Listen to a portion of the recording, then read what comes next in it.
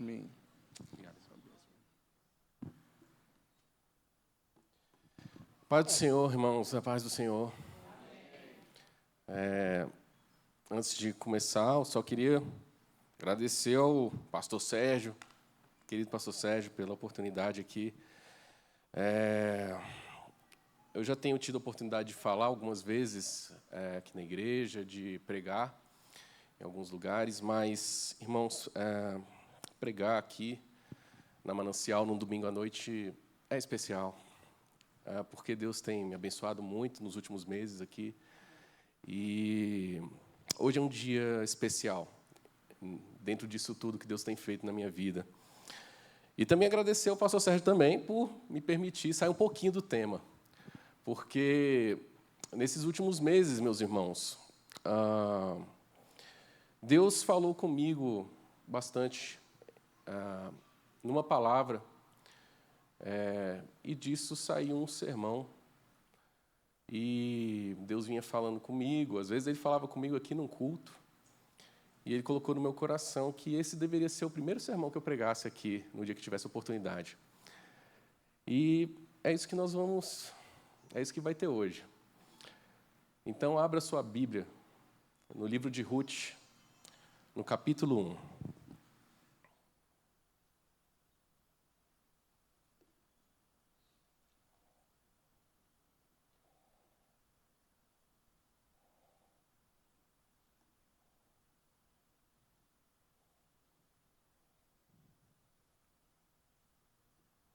Ruth, capítulo 1. O sermão, meus irmãos, ele vai se deter mais nos versos 19 até o 22.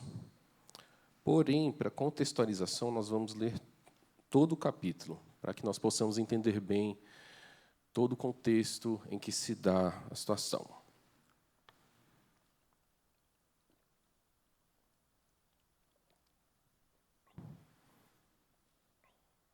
Ruth, capítulo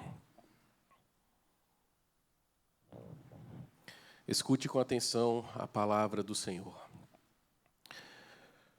Assim, se você está com uma Bíblia digital aí, tenta colocar na versão ARA, Almeida Revista Atualizada, vai ajudar um pouco em algumas partes do sermão para você compreender um pouquinho melhor. Ruth, capítulo 1. Nos dias em que julgavam os juízes, houve fome na terra. E um homem de Belém de Judá saiu a habitar na terra de Moabe com sua mulher e seus 2 filhos. Este homem se chamava Elimeleque, e sua mulher Noemi. Os filhos se chamavam Malom e Quilion, efrateus de Belém de Judá. Vieram à terra de Moabe e ficaram ali. Morreu Elimeleque, marido de Noemi, e ficou ela com seus 2 filhos, os quais casaram com mulheres moabitas. Era o nome de uma Orfa e o nome da outra Ruth, e ficaram ali quase 10 anos. Morreram também ambos, Malom e Quilion, ficando assim a mulher desamparada de seus 2 filhos e de seu marido. Então se dispôs ela com as suas noras e voltou da terra de Moabe, porquanto nesta ouviu que o Senhor se lembrara do seu povo, dando-lhe pão. Saiu, pois, ela com suas 2 noras do lugar onde estivera, e indo elas caminhando de volta para a terra de Judá, disse-lhes Noemi: Ide, voltai cada uma à casa de sua mãe, e o Senhor use convosco de benevolência, como vós usastes com os que morreram e comigo. O Senhor vos dê que sejais felizes, cada uma em casa de seu marido. E beijou-as. Elas, porém, choraram em alta voz e lhe disseram: Não, iremos contigo ao teu povo. Porém, Noemi disse: Voltai, minhas filhas, porque iríeis comigo? Tenho eu ainda no ventre filhos para que vos sejam por maridos? Tornai, filhas minhas, ide-vos embora, porque sou velha demais para ter marido. Ainda quando eu dissesse, tenho esperança, ou ainda que esta noite tivesse marido e houvesse filhos, esperá-los-íeis até que viessem a ser grandes? Abster-vos-íeis de tomardes marido? Não, filhas minhas, porque por vossa causa a mim me amarga o ter o Senhor descarregado contra mim a sua mão. Então de novo choraram em voz alta. Orfa, com um beijo, se despediu de sua sogra, porém Rute se apegou a ela. Disse Noemi: eis que tua cunhada voltou ao seu povo e aos seus deuses. Também tu volta após a tua cunhada. Disse, porém, Rute: não me instes para que te deixe e me obrigue a não seguir-te. Porque aonde quer que fores, irei eu, e onde quer que pousares, ali pousarei eu. O teu povo é o meu povo, o teu Deus é o meu Deus. Onde quer que morreres, morrerei eu, e aí serei sepultada. Faça-me o Senhor o que bem lhe aprouver, outra coisa que não seja a morte me separar de ti. Vendo, pois, Noemi que de todo estava resolvida a acompanhá-la, deixou de insistir com ela. Então ambas se foram, até que chegaram a Belém. Sucedeu que, ao chegarem ali, toda a cidade se comoveu por causa delas.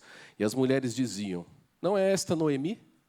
Porém ela lhes dizia: não me chameis Noemi, chamai-me Mara, porque grande amargura me tem dado o Todo-Poderoso. Ditosa eu parti, porém o Senhor me fez voltar pobre. Por que, pois, me chamareis Noemi, visto que o Senhor se manifestou contra mim e o Todo-Poderoso me tem afligido?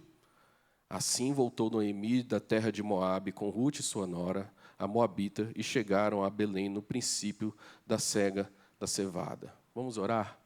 Pai, nós estamos diante da Tua palavra com humildade, reconhecendo que ela é vida para nós, e nós pedimos ao Senhor, fala conosco, que Teu Espírito seja derramado sobre a Tua igreja, edifica-nos, Senhor, consola os tristes e abatidos, fala conosco, nós assim pedimos em nome de Jesus. Amém. Em julho de 1994, o Brasil chegou à final da Copa do Mundo de Futebol contra a Itália. Um jogo duro que terminou em 0-0, irmãos. A decisão vai para os pênaltis. Depois de 8 pênaltis batidos, a Itália precisava fazer o gol para continuar na disputa. Então vai o craque da seleção da Itália bater o pênalti, Roberto Baggio. Irmãos, num momento de tensão para brasileiros e italianos, Roberto Baggio parte, chuta a bola por cima do gol de Taffarel. A Itália perdeu. Glória a Deus. O Brasil, então, se torna o primeiro país, irmãos, tetracampeão mundial de futebol. Um momento de alegria para o povo brasileiro. Quem é mais novo aqui, talvez não tenha muita noção do que é o Brasil numa final de Copa. Imagina um país inteiro parado, as ruas vazias, 200 milhões de pessoas, cada um na sua casa assistindo um jogo de futebol, na expectativa de gritar: é campeão! E em 1994, irmãos, o país inteiro deu esse grito. Eu lembro, por exemplo, daquela imagem da comissão técnica entrando no campo quando o Brasil é campeão, aí um membro da comissão técnica dando uma cambalhota. Lembro também do Galvão Bueno abraçado ao Pelé, gritando e pulando: é tetra! É tetra! Acabei de entregar a minha idade, né? Esquece, me contaram isso, tá bom? Mas anos depois, meus irmãos, a marca de uísque Johnnie Walker fez uma campanha publicitária e mostrou aquele momento do pênalti de Roberto Baggio, mas sobre uma outra perspectiva. No comercial, eles mostraram a decepção de Baggio e como aquilo foi um momento triste para ele. Não é interessante como, quando a gente pensa na Copa de 94, a gente não pensa que o que foi alegria para nós foi tristeza para outras pessoas? Alegria e tristeza, irmãos, naquela ocasião dependiam da perspectiva pela qual você olhava para aquela ocasião. Da perspectiva dos brasileiros ou da perspectiva dos italianos. Agora, meus irmãos, observe a história de Noemi, que nós acabamos de ler. Noemi, uma mulher abençoada, com uma bela família, vai para outro país no momento de fome, em busca de condições melhores para sobreviver. Lá ela, seu marido, seus 2 filhos se estabelecem, os filhos se casam, parece que está tudo bem. Mas a morte visita o lar de Noemi. Noemi perdeu seu marido e perdeu os 2 filhos. Ela não tinha mais nada o que fazer naquele lugar, meus irmãos. Naquele país distante, sozinha. Então ela decide voltar para Belém. Ruth, como nós lemos aqui, que era sua nora, mas viúva também agora, decidiu acompanhá-la e viver com a sogra, lá na terra dela. Até aqui, irmãos, uma história triste de sofrimento e de pouca esperança, sob a perspectiva humana. Mas, irmãos, assim como a final da Copa de 94 pode ser encarada de perspectivas diferentes, o sofrimento de Noemi também pode ser visto de perspectivas diferentes. E é isso que a palavra de Deus nos mostra aqui. E é sobre isso que eu gostaria de meditar com os irmãos. O tema deste sermão, irmãos, então, é 3 perspectivas de um sofrimento. Nós aprendemos com a história de Noemi sobre 3 perspectivas. A perspectiva dos outros, a perspectiva do sofredor e, por último, a perspectiva de Deus.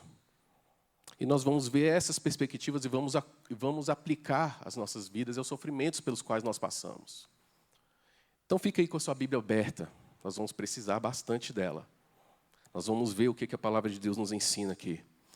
Em primeiro lugar, irmãos, nessas 3 perspectivas de sofrimento, nós vemos a perspectiva dos outros. Verso 19, me acompanha aí. Então ambas se foram, até que chegaram a Belém. Sucedeu que, ao chegarem ali, toda a cidade se comoveu por causa delas, e as mulheres diziam: não é esta Noemi? Essa pequena parte da narrativa, meus queridos, nos mostra a reação das pessoas. Nós vemos que a chegada de Noemi foi um acontecimento naquela pacata cidade. O texto destaca que toda a cidade se envolveu nessa novidade. Essa palavra aqui, que na minha versão está comoveu, ela não é no sentido popular que a gente coloca, às vezes, de ter compaixão, de ter empatia, mas significa mais um burburinho, é a cidade se movimentando, é uma agitação, é um alvoroço. Irmãos, Noemi caiu na boca do povo. Agora veja o que as mulheres da cidade diziam também. Não é esta Noemi?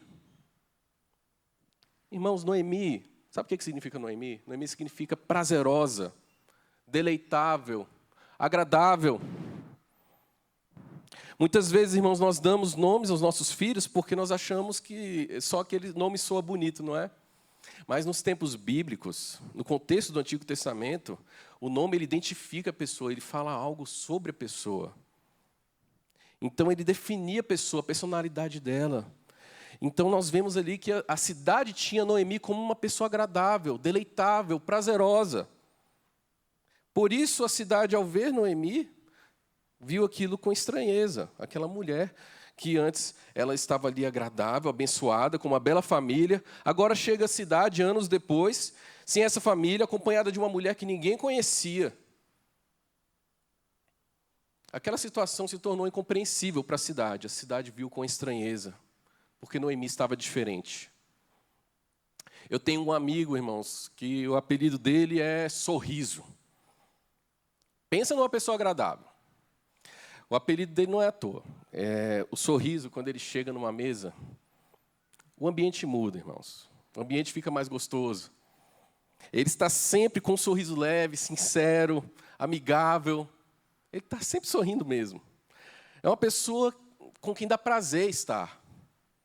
Agora, imagine se um dia nós marcamos um encontro com os amigos e o Sorriso chega de cara fechada, carrancudo, abatido. Aquele sorriso dá lugar a um lábio sério, pesado, distante. Qual seria a nossa reação dos amigos do Sorriso?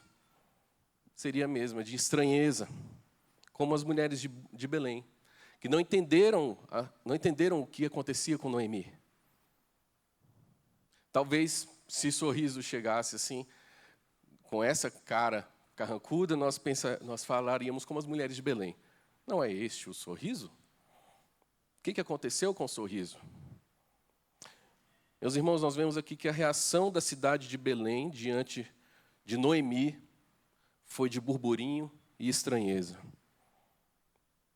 Ah, meus irmãos, como às vezes nós lidamos mal com pessoas que sofrem. E isso primeiramente porque nós não compreendemos a situação do sofredor. Nós estranhamos isso. E a primeira coisa que eu queria dizer para os irmãos, ninguém entende como o sofredor se sente. Evite dizer a alguém que está passando por um sofrimento muito grande, eu sei como você se sente. Às vezes você não entende. As experiências semelhantes, meus irmãos, são vividas de maneira diferente, de forma diferente, por pessoas diferentes. Então, não necessariamente você sabe como a pessoa se sente só porque você passou por uma coisa semelhante. Então, meus irmãos, se nós queremos agir como cristãos que amam ao próximo, demonstram amor, nós precisamos entender que o coração do sofredor pode estar pior do que você imagina, pode estar pior do que imaginamos. Nós precisamos respeitar os limites de tolerância à dor na alma de cada um. Respeitar as histórias diferentes, os temperamentos diferentes, as complexidades que estão no interior do coração humano. A igreja, meus irmãos, deve ser um lugar onde os sofredores encontram refrigério para a alma, e não julgamento temerário. Você já teve a experiência de estar se sentindo muito mal, pensando que vai morrer, que pode morrer a qualquer momento e vai para o hospital? Já aconteceu comigo. Mas quando você chega ao hospital, você chega que está num lugar seguro. Bom, eu estou passando mal, mas pelo menos eu estou aqui no hospital. Se tem um lugar que eu posso passar mal, é aqui. Você sabe que está num lugar com pessoas capacitadas para te socorrer. Irmãos, é assim que deve ser o ambiente onde estão os filhos de um Deus bondoso e amoroso. Um lugar onde o sofredor sabe que vai ser cuidado. Um lugar seguro para ele. Algo muito comum na igreja, irmãos, é que quando alguém está padecendo de alguma enfermidade na alma, você começa a dar tarefas para ela, não é? Você precisa vir mais à reunião de oração. Você precisa jejuar. Você precisa fazer um propósito. Faça isso, faça aquilo.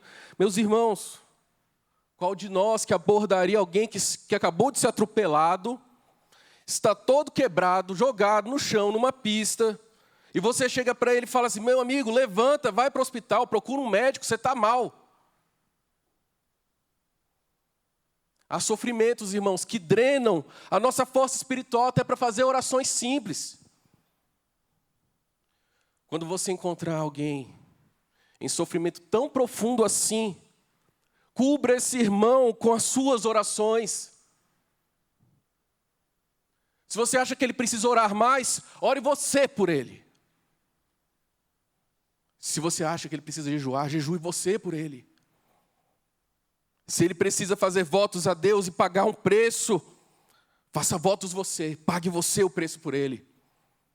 A palavra nos diz lá em Gálatas 6:2, levai as cargas uns dos outros, e assim cumprireis a lei de Cristo.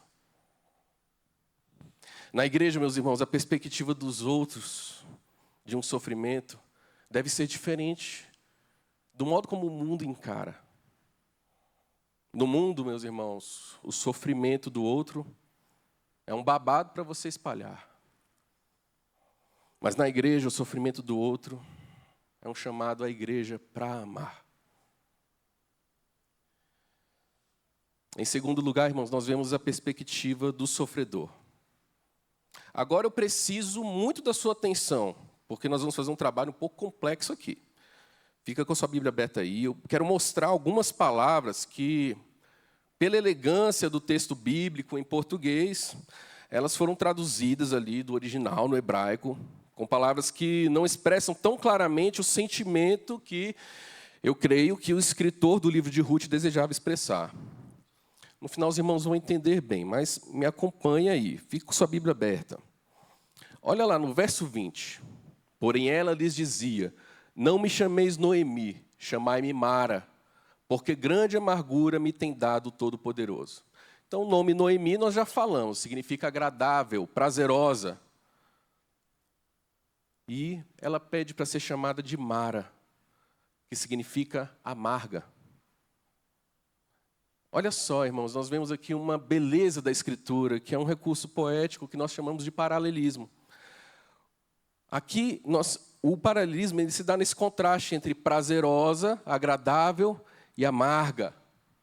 A Bíblia está contrastando uma pessoa que chamaríamos de doce, não é? Nós falaríamos que uma pessoa é doce, com uma pessoa que diríamos que é amarga, desagradável. Noemi se via, na sua perspectiva de sofredora, como uma pessoa totalmente diferente. Irmãos, nós vemos aqui que Noemi perdeu a sua identidade no seu sofrimento. Na sua perspectiva de sofredora, ela perdeu a identidade dela. A ideia aqui, irmãos, original da palavra, é de que Noemi considerava que Deus, aqui também no termo grande amargura, ela considerava que Deus estava tratando com cólera, ira, provocação. É isso que significa a palavra hebraica que está ali para grande amargura.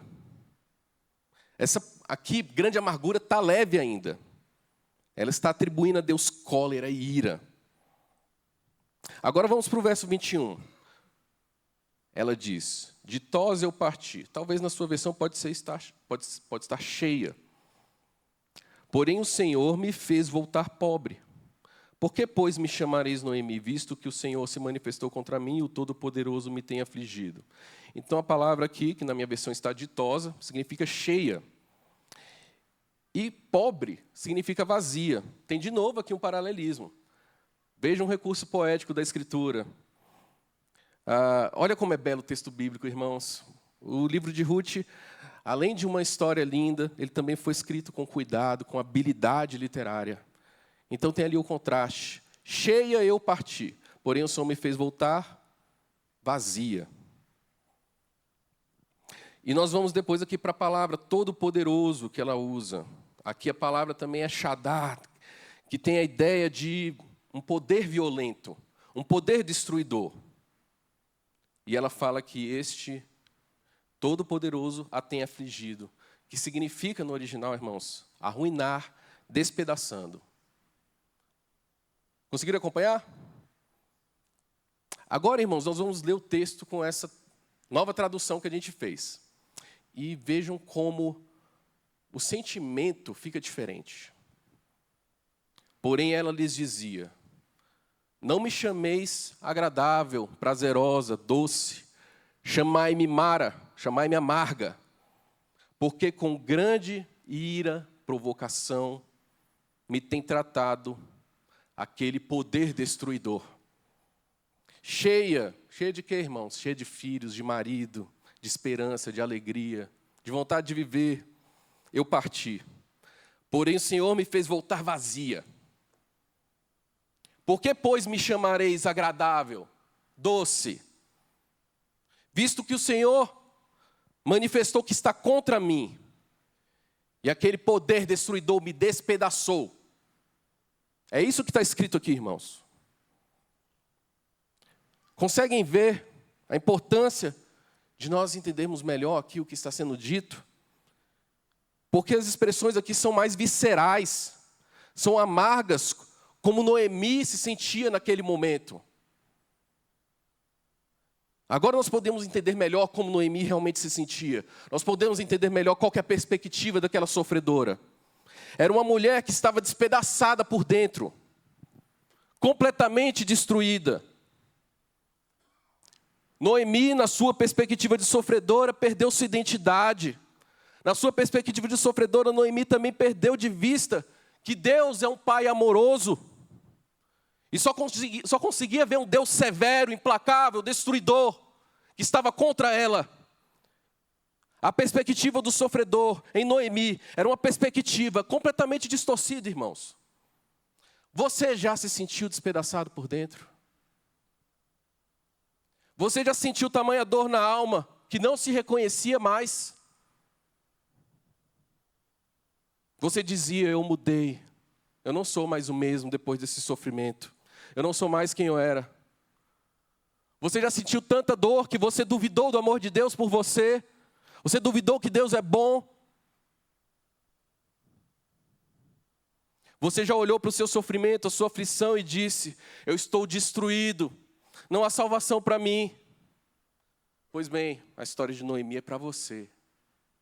Se você já sentiu isso ou se está sentindo. Mas mesmo, irmãos, com essa perspectiva tão amarga de Noemi, nós podemos aprender duas coisas com ela. Primeiro, irmãos, nós podemos aprender que Deus é soberano sobre a nossa vida. Olha só, apesar de Noemi estar com o coração cheio de dor, ela sempre atribuiu a Deus todos os acontecimentos. Irmãos, quando nós passamos por lutas, por sofrimentos, nós podemos descansar na fé de que Deus ainda é soberano. Deus conta até os fios de cabelo que estão nas nossas cabeças, o Senhor Jesus disse, lá em Lucas 12, 7. A palavra nos diz que todas as coisas cooperam para o bem daqueles que amam a Deus. A palavra nos diz também que a vontade de Deus é boa, é perfeita, é agradável. Irmãos, nós não precisamos atribuir toda a situação desagradável que acontece conosco a uma ação do diabo. Mesmo quando sofremos, somos maltratados, perseguidos, passamos por lutas e tribulações, o nosso Deus ainda reina soberano e poderoso no seu trono. Nenhum dos seus filhos escapa do seu olhar misericordioso. Segunda coisa que nós aprendemos aqui com Noemi é que nós podemos nos dirigir a Deus com sinceridade de alma. Você pode atribuir defeitos a Noemi, mas você não pode dizer que Noemi estava sendo falsa. Qual de nós aqui prefere uma pessoa que fala um monte de elogios, mas no fundo te odeia, a uma pessoa que fala o que pensa, é autêntica com você, ainda que te insulte? Aí você pode dizer, nenhum dos dois, né? Mas geralmente, irmãos, as pessoas preferem um inimigo declarado a um falso amigo.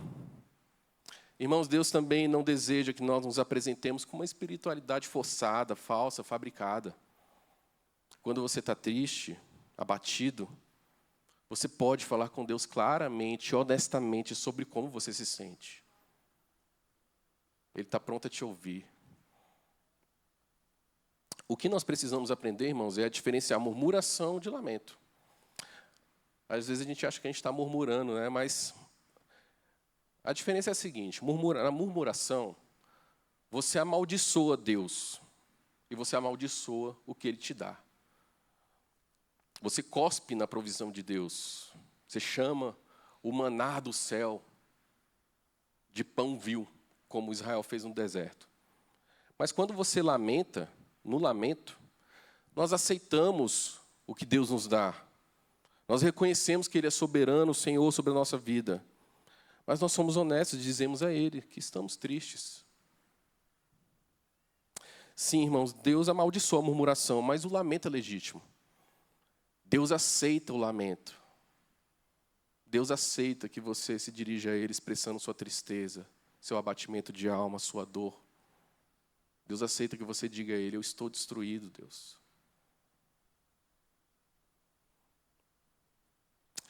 Mas, irmãos, em terceiro lugar, nós vemos aqui a perspectiva de Deus. Olha o verso 22.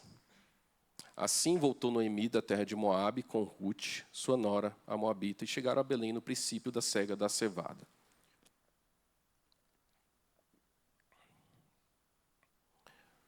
Irmãos, esse livro aqui de Ruth, ele foi escrito por um homem sim, mas ele é palavra de Deus, porque foi Deus quem o inspirou. E logo depois de Noemi tentar mudar o seu próprio nome, a sua identidade, pedir que fosse chamada de Mara, ou seja, amarga. Logo depois disso, olha só como a palavra de Deus a chama. Assim voltou Noemi. A palavra de Deus a chama de Noemi novamente, irmãos. É como se a palavra de Deus estivesse dizendo: não, você não é Mara não, você é Noemi sim. Você não é amarga não, você é agradável sim. Vocês já viram aquelas crianças que, no momento de raiva, Elas dizem assim para a mãe, eu te odeio. Um adolescente que diz assim, minha vida acabou, esse é o pior dia da minha vida. E os pais sabem que essas crianças não têm a menor noção do que estão dizendo. Irmãos, Deus também sabe que nós às vezes falamos coisas levianas, que nós não entendemos. Para Deus, irmãos, o cristão mais velho aqui, mais experiente, é como um bebê, uma criança ingênua, e às vezes até birrento. Irmãos, não importa se o sentimento que você tem é de que sua vida acabou, que você perdeu tudo, que seu sofrimento te mudou para sempre. Você pode falar isso para Deus, mas a verdade é que na perspectiva de Deus, você ainda é aquela mesma pessoa por quem Cristo morreu no Calvário. E é por isso que você é agradável a Ele. Porque Ele olha para você e vê o fruto do trabalho na cruz. A palavra nos diz lá em Isaías 53:11 que Ele viu o fruto do seu penoso trabalho e ficou satisfeito. Você é fruto do penoso trabalho de Deus, por isso Ele tem prazer em você. Ele tem prazer em te ver aqui na igreja. E Deus não se arrependeu nem por um segundo desse trabalho que Ele fez para te salvar. Ele não olha para você e vê um fracassado na vida. Ele olha para você e vê o sucesso da cruz. Uma alma redimida que Ele está moldando e santificando para um dia morar no céu e ter alegria que nunca acaba. Para Deus você não mudou. Não importam suas circunstâncias ou seu estado de espírito, Ele ainda te chama de meu filho. Então, se Satanás quiser colocar em sua mente pensamentos malignos como, eu estou fazendo hora extra aqui na terra, minha vida não tem valor nenhum, eu estou ocupando espaço aqui, podia acabar tudo para dar lugar a alguém melhor. Lembre que há um Deus que te ama eternamente, mais do que você mesmo se ama, e você custou caro a Ele. Ele não vai abrir mão de você. Você pode estar numa situação lastimável, e o mundo inteiro contra você, mas da perspectiva de Deus nada mudou. Você ainda é filho dEle. Agora veja, irmãos, que Noemi voltou acompanhada de Ruth. Voltou Noemi da terra de Moabe com Ruth. Os irmãos sabem por que existe esse livro aqui de Ruth que nós estamos lendo? Sabe por que ele existe? Porque ele foi preservado na tradição judaica, na tradição israelita. É porque Ruth, irmãos, é ninguém menos do que a bisavó do grande rei Davi. E vocês sabem quem que é descendente de Davi? O nosso Senhor Jesus Cristo. Irmãos, Deus estava realizando uma coisa grande aqui. Noemi estava sofrendo muito. Mas esse sofrimento não era em vão na perspectiva de Deus. Deus não estava submetendo Noemi a tantas perdas duras por nada. Noemi perdeu um marido e perdeu 2 filhos, irmãos. É duro. É duro mesmo. Quem pode julgar Noemi por dizer que estava despedaçada? Mas Deus estava, irmãos, através disso, dando andamento ao seu plano de salvação. O sofrimento de Noemi tinha uma importância, irmãos, que se estendia a todo o universo, que se estendia a toda a história humana. O sofrimento de Noemi, irmãos, nos abençoou. Por causa do sofrimento de Noemi, hoje nós estamos aqui para cultuar a Cristo. Nós estamos aqui reunidos. Irmãos, toda a nação de Israel foi abençoada pelo sofrimento de Noemi, porque de Ruth veio Davi. E o mundo inteiro foi abençoado também porque de Davi veio Cristo. Então, meu irmão, na perspectiva de Deus, Ele não olhava só para aquela dor momentânea de Noemi. Deus estava olhando toda uma linda história de redenção que foi escrita antes mesmo de Deus fundar o mundo. Da perspectiva de Deus, meu irmão, minha irmã, seu sofrimento é parte de uma linda história de redenção também. Um pecador que foi salvo do inferno e agora é cidadão do céu.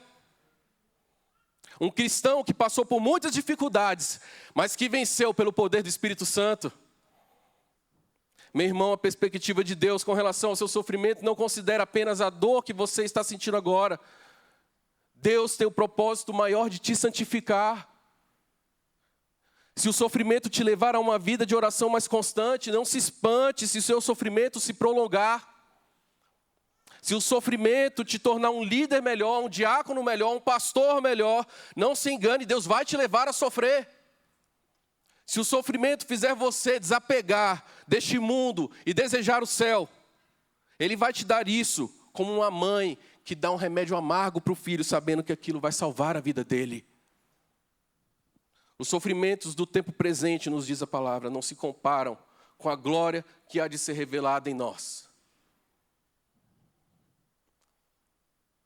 Agora já concluindo, olha lá no finalzinho do verso 22. E chegaram a Belém no princípio da cega da cevada. Noemi foi embora de Belém por causa da fome, irmãos. Agora Deus faz Noemi voltar. Com grande sofrimento, sim. Mas agora tem colheita em Belém. E um agricultor muito bondoso, chamado Boaz, nós vemos aqui no restante da história, no livro de Ruth. Esse agricultor deu acesso a Ruth para colher tudo que ela precisasse para si e para Noemi no seu campo. Você que sofre, você hoje está aqui numa terra também que tem colheita. Jesus é esse agricultor bondoso. Ele te dá acesso para colher tudo que você precisar, junto com a igreja dele. Se você já é um cristão e está sofrendo, se você já é membro aqui da Manancial, está sofrendo, a igreja é como Ruth para você. Ela fica do seu lado, ela te ajuda nesse momento difícil. Ela vai te abraçar. Se você está aqui hoje, é um sofredor, mas você ainda não é de Cristo. O campo está aberto para você e o convite está feito. Você pode colher conosco. Nós também estamos colhendo para nós. O grande pregador Charles Spurgeon, ele disse certa vez que a pregação da palavra, ela consiste em um mendigo anunciando a outros mendigos onde encontrar pão. E você está convidado a comer do pão do céu conosco, do Senhor Jesus. Meus irmãos, a minha oração hoje é para que a nossa igreja Manancial seja um campo fértil, para onde Jesus manda muitas pessoas sofrendo, para colher da provisão de Deus. Que nossa igreja seja isso, irmãos. Que neste ano, com o tema de comunhão, seja um ano para nós praticarmos tudo isso. Para nós ficarmos habilidosos em acolher os sofredores. Que nós temos um coração sensível à dor do outro, irmãos. Sabendo respeitar, sabendo amar e abraçar. Que os sofredores sejam abraçados aqui, compreendidos. E que aqui eles possam ver o seu sofrimento, irmãos, acima de tudo é isso. Que eles possam ver o seu sofrimento sob uma nova perspectiva. Não mais essa perspectiva amarga do sofredor, pensando que tudo acabou. Mas essa perspectiva cheia de esperança. De um Deus que é cheio de amor por elas. Vamos orar? Pai, nós te louvamos, te bendizemos, ó Deus, pela Tua palavra que fala nos nossos corações. Senhor Deus, nós te louvamos por Cristo, o pão do céu, que nos alimenta.